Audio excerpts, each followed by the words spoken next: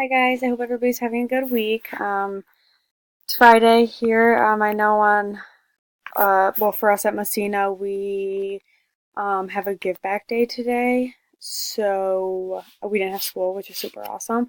I don't know how many other schools are like that. I know my mom works at Canton and they had school today. I was just up there for a couple minutes and I know Potsdam has school, but this is like the time where we're happy that we didn't have those snow days that we were angry about at the beginning or earlier in the school year because now we get them back on days like today and it's a beautiful day out. So I've been running around all day and I just remembered I need to do this, so I ran home quickly to get this video in. So this week was pretty busy. A couple things I'll talk about that I did throughout my week. Something that took up a lot of my week was one of the students I had talked about who we had a superintendent's hearing for earlier this week. He was the second one that had the superintendent's hearing of the two freshmen that were caught vaping on the bus. He was the one that didn't show up to his hearing because his mom said if they didn't show up, it was because he was going to rehab.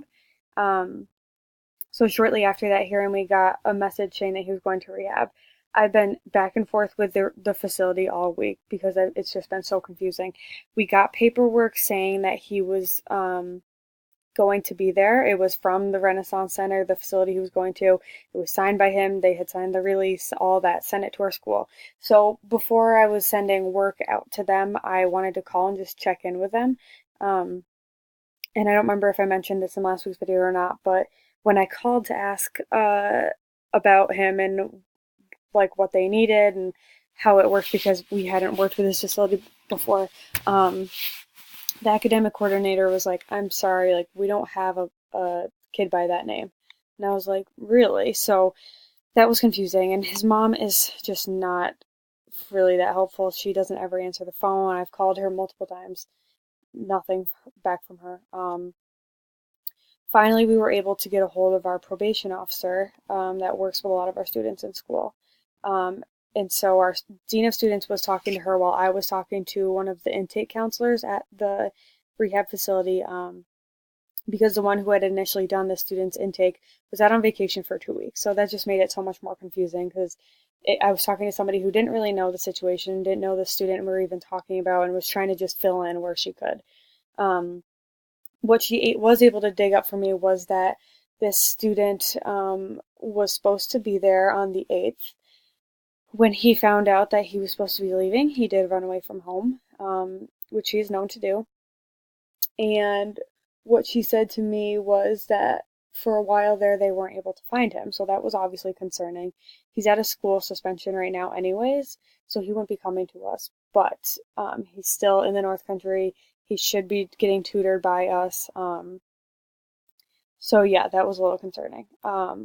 I got off the phone with her and we talked to the probation officer. He was home again, and he was scheduled to be going back to rehab on the 15th. So I guess we'll see if he shows up there. They ended up asking me to send work over to rehab anyways, in case, well, hoping that he does show up.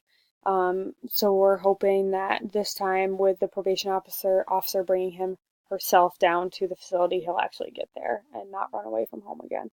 Um, so that was pretty time consuming just because a lot of the people I needed to talk to weren't around to talk to, and we just really couldn't. It was just a big mess. So that took up a lot of my week. I did a lot of that on Monday and then finally had it all figured out yesterday, once we were able to get a hold of all the people we need to get a hold of and all that stuff. Let's see. Um, Another thing I did this week was meet with my Learn to Lead students, who I meet with pretty much weekly, but I honestly forget to talk about them. Um, I guess just because it's such a regular thing for me, I don't really remember to talk about it. I know I talked about it earlier in the school year. Learn to Lead is a group that we bring 14 mentors and 14 mentees, that we technically consider students at risk in Messina. Um, we do a lot of activities with them and we just link them up with some other kids in the school that are just good role models and that we're hoping can help them get on the right track. So I met with the girls of the group this week, and one of the big topics they talked about was the recent vaping issue. Um, because a lot of times at school it's talked about as mainly a male dominated issue. But they were just talking about how lately they just feel like they can't even go to the bathroom at school. They stay out of the bathrooms because so many girls are vaping in the bathroom. So you go into the bathroom and there's not even a stall open because there's so many kids in there vaping. They were telling me how it's concerning that to see in the last couple of weeks a couple kids vape pens that had stuff in it that they didn't know about and almost pass out because of it. So it was just a lot of concerning stuff they were talking about and how they hated to see the school that like this and just what they could do to help their part in it. Um, so I thought that was a really good discussion to have with those students because a couple of those students have actually been caught in it all before and have gotten in trouble for vaping and haven't done it again and have realized after the reality check presentation what vaping can do to your body. So it's kind of good to just see these students that I worry about sometimes making good decisions and talking about it openly with other kids and trying to help other students come up with ways that they can work around this problem we're having in our school. Um, yeah, so another kid I wanted to talk about, I've talked about him before. He was adopted. He's been through a lot of trauma. His mom is very, very old, needs to use a walker to get around. He was residential at the beginning of the school year and then came back to us. And mom called me just in tears this week, saying, I, I love Gage, but I don't know if I can do this anymore. He's just so hard to work with. And I don't blame her at all on that, honestly. She's in her 70s and um, he's been through more trauma than any kid I think I've ever seen and just a handful. Like, I can't even imagine what it is like at her house. And she told me some of the things he was doing and it is, and it's just it's weird things like he sat in her face screaming red balloon, but he's got this high pitched squeaky voice just screaming it, and she was like it was almost like he was possessed. And unfortunately our counseling program at Messina with Messina Wellness, they're just really not that supportive, and he sees a counselor there and she won't really do much to help. So we referred him to SPOA again. And I sent all that paperwork home to mom, and we're trying to work on that to help him, well, to help the family find more resources and figure out what we can do to kind of get this on the right track. And she doesn't want to give him up, but she really doesn't know what else she can do. She's tried just about everything, and she really has. She's done what she can.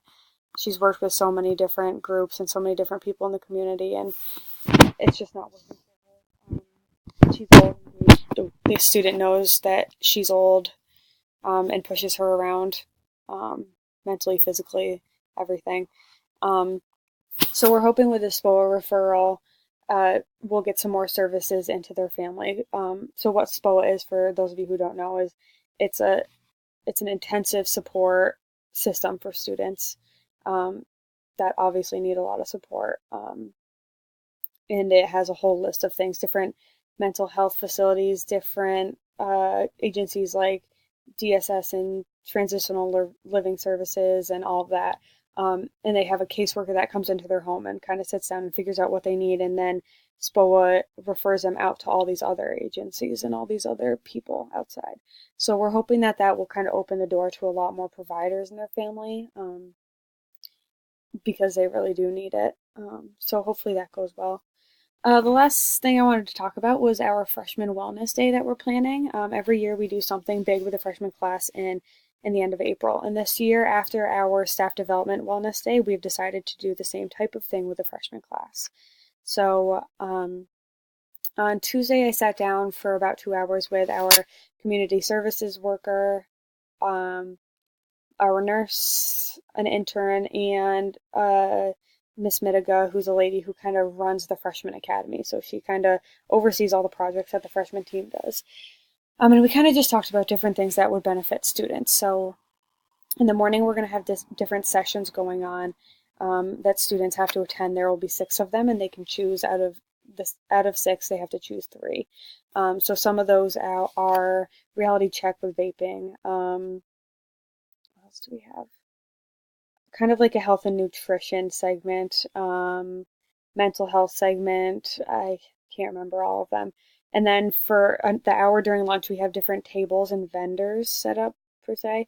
So coming to that, we'll have this guy who specializes in what your health and wellness does to your skin and how to help your skin if you have bad skin. And we'll have tables there from like the Yoga Loft and Horizons and Boys and Girls Club and all that stuff, just so they can see the different things and check them out that we have in the community.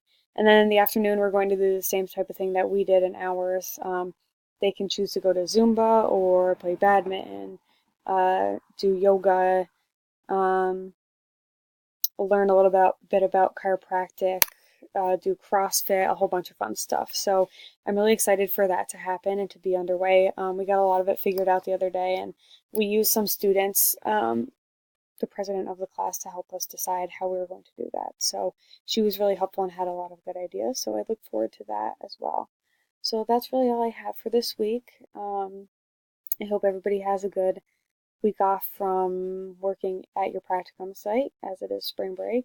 And if anybody's going away, I hope you have a good trip. And I'll see you next week.